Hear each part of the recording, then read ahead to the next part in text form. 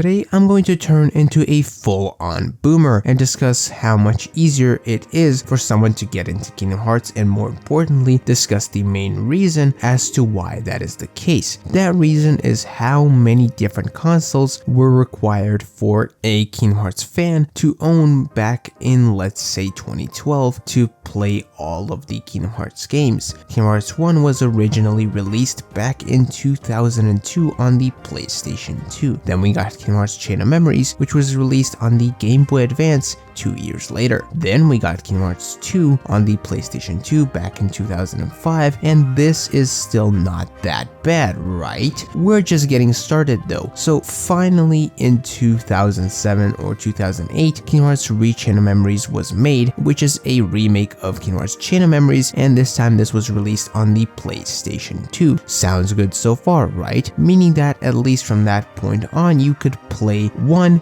Chain of Memories and 2 all on the PlayStation 2. However, in 2009, we would get Kingdom Hearts 358 Over 2 Days, which was released on the Nintendo DS, and only a year later, Birth by Sleep comes out, which released on the PlayStation Portable. Then that same year, Kingdom Hearts Recoded comes out and brings the franchise back to the Nintendo DS. 2 years later, in 2012, Kingdom Hearts Dream Drop Distance is released on the Nintendo 3DS, and this brief period from the release of Birth by Sleep and then especially Dream Drop Distance was really problematic. It wasn't until 2013 where Square started taking care of this problem that we're talking about today. But up until then, we had Kingdom Hearts 1, 2, and Chain of Memories on the PS2, then you had Kingdom Hearts Birth by Sleep on the PlayStation Portable, you had Kingdom Hearts Days and Recoded on the Nintendo DS, and then Dream Drop Distance on the Nintendo 3DS, meaning that in a matter of 10 years, Kingdom Hearts had games spread out over 2 different Nintendo consoles, 2 different PlayStation consoles, with 3 of those being handhelds and 1 of those being a actual home gaming console. And especially back then, those consoles, when they were new, were certainly not cheap.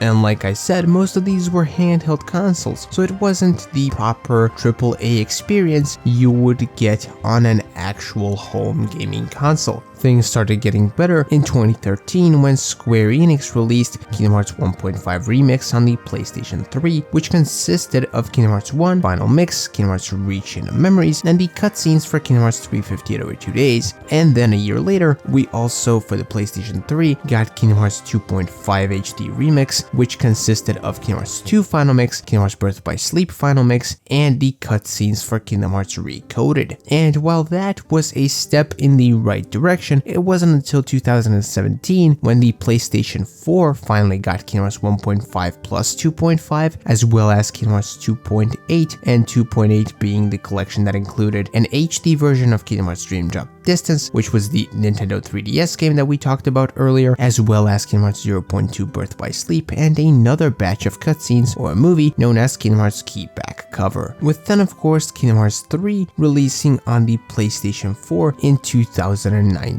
Also real quick, if you're enjoying this video right now, please leave a like on it and subscribe to the YouTube channel. We are trying to reach 100 subscribers, so I would greatly appreciate it. However, things would really get to the point where they can be considered good and where the availability for all these games would finally be the best it's ever been, with the PC release of all of these games in 2021 on the Epic Games Store, and then last year on Steam. Now we have Kingdom Hearts 1.5 plus 2.5, Kingdom Hearts 2.8, Kingdom Hearts 3, and of course Kingdom Hearts Melody of Memory, which is the rhythm game released in 2020, all on PC. Now all that's left is to get all of the mobile games, those being Kingdom Hearts Union Cross and Kingdom Hearts Dark Road, a proper console and or PC port, at least in form of a movie or maybe as a fully fledged game, as those games were not only mobile phone exclusives, but they have also been discontinued from the mobile app stores for quite some time now, despite being significant to the overall story of the series. However, I will say that in this day and age, while it may not be particularly cheap to buy all of these games, at least unlike in 2012, we can experience pretty much every everything on one single system, which is actually a pretty big deal, especially if you're someone who remembers what it was like to have multiple handheld consoles just to be able to play all of the Kingdom Hearts games that were out back then. All in all, I will say that in terms of availability, I do think that in this day and age, the community and especially newcomers have it much better than was back in the day, for the simple reason that we can experience basically every single Kingdom Hearts game on one